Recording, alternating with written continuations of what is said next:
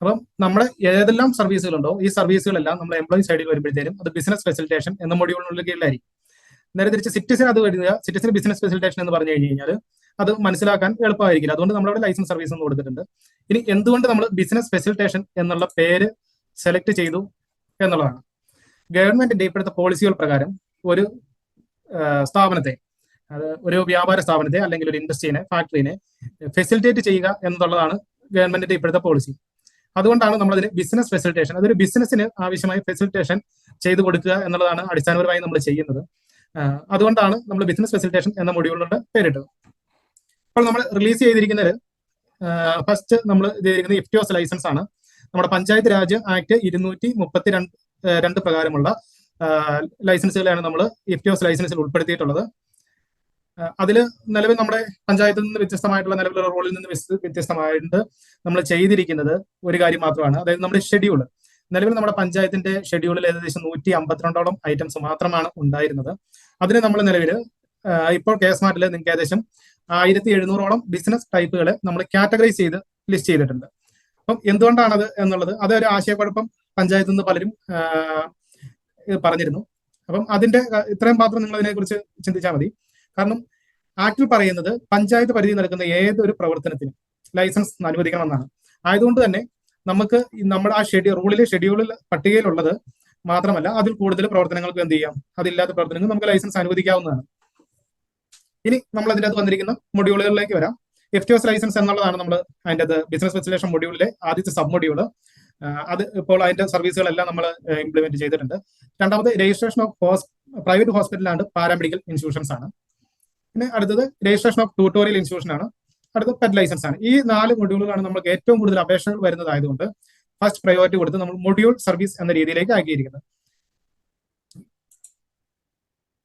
അതിൽ തന്നെ നമ്മൾ ലൈസൻസിൽ, ഇഫ്റ്റിയോസ് ലൈസൻസിൽ എല്ലാ സർവീസുകളും, അത് ലൈസൻസ് അപ്ലൈ ചെയ്യുക, അത് റിന്യൂ ചെയ്യുക, കറക്ഷൻ നടത്തുക, ക്യാൻസലേഷൻ നടത്തുക, ഇത്രയും പ്രവർത്തനങ്ങൾ നമ്മൾ അവിടെ കൊടുത്തിട്ടുണ്ട്. നിങ്ങൾക്ക് ലൈസൻസുമായി ബന്ധപ്പെട്ട ഏതൊരു ആക്ടിവിറ്റിയും ഈ ഫയലിലൂടെ മാത്രമാണ് വരുള്ളൂ. ഏതൊരു അപേക്ഷയും ഈ ഫയലിലൂടെയാണ് നമ്മളവിടെ എറൈസ് ചെയ്ത് ഒരു ഫയൽ എടുക്കുന്നതല്ല, ആവില്ല. ഈ ഫയൽ ചെയ്യുന്ന അപേക്ഷകൾ മാത്രമാണ് നമുക്ക് വരുള്ളൂ. ഇനി നമ്മളിതിന്റെ ഇംപ്ലിമെന്റേഷൻ സ്റ്റേജിലേക്ക് നോക്കുകയാണെങ്കിൽ നമ്മൾ ആദ്യമായിട്ട് ഇവിടെ മുതൽ എല്ലാവരും വളരെ കൃത്യമായി ശ്രദ്ധിക്കണം. നമ്മൾ ആദ്യമേ ചെയ്യേണ്ടതായ ഒരു കാര്യം ഫീസ് സെറ്റിംഗ്സ് ആണ്. പഞ്ചായത്തിൽ എല്ലാവരും ഫീസ് സെറ്റിംഗ്സ് നിർബന്ധമായും ചെയ്തിരിക്കണം. കാരണം ഇത് അവിടെ നമ്മൾ പറയുന്നത് പഞ്ചായത്തിന് ഈ ലൈസൻസ് ഫീസ് നിശ്ചയിക്കാനുള്ള, അത് പരമാവധി ഓരോ സ്ലാബും പറയുന്നുണ്ട്, ആ സ്ലാബിൽ അധികരിക്കാത്ത, സ്ലാബിന് ഓരോ തുക പറയുന്നുണ്ട്, ആ തുകയിൽ അധികരിക്കാത്ത ഒരു തുക, അതിനുള്ളിൽ നിൽക്കുന്ന ഒരു തുകയിൽ പഞ്ചായത്തിന് എന്ത് ചെയ്യാം, ഫീസ് നിശ്ചയിക്കാം. അങ്ങനെ നിശ്ചയിച്ചിട്ടുള്ള പഞ്ചായത്തുകൾ, നേരത്തെ നിശ്ചയിച്ചിട്ടുള്ള പഞ്ചായത്തുകൾ ഈ ഫീസ് സെറ്റിംഗ്സ് എടുക്കുക, ആ ഫീസ് സെറ്റിംഗ്സ് കൊടുക്കുക.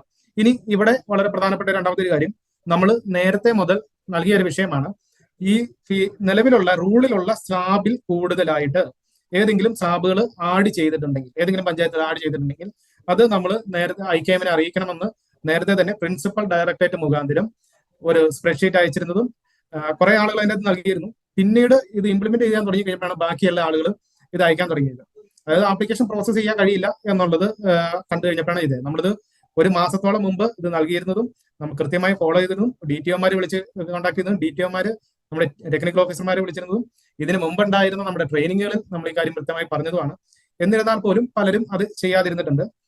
എങ്കിലും ഇനി ആരെങ്കിലും ഉണ്ടെങ്കിൽ ഈ ഫീസ് സെറ്റിംഗ്സ്, ഫീസ് നിലവിലെ റൂളിലെ സ്ലാബിൽ നിന്ന് വ്യത്യസ്തമായി സ്ലാബുകൾ നിങ്ങൾ ചേർത്തിട്ടുണ്ട്, വളരെ വ്യക്തമായിട്ട് മനസ്സിലാക്കണം.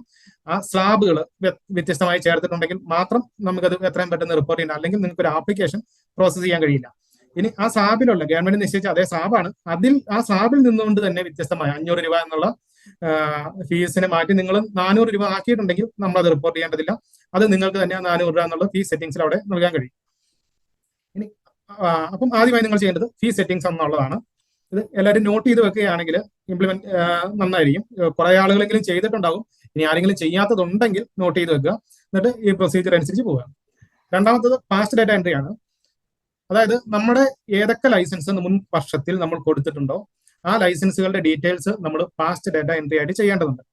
ഇത് എന്തിനാണ് നമ്മളൊരു പാസ്റ്റ് ഡാറ്റ എൻട്രി എന്നുള്ള കൺസെപ്റ്റിലേക്ക് പോയത് എന്നുള്ളതിന്റെ പ്രധാന കാരണം, നമ്മൾ ലൈസൻസ് മൊഡ്യൂള് വ്യത്യസ്തമായ മൊഡ്യൂളുകളുമായി ഇന്റഗ്രേറ്റ് ചെയ്താണ് പ്രവർത്തിക്കാൻ വേണ്ടി ഉള്ള ഡിസൈനിലാണ് നമ്മൾ ചെയ്തിരിക്കുന്നത്.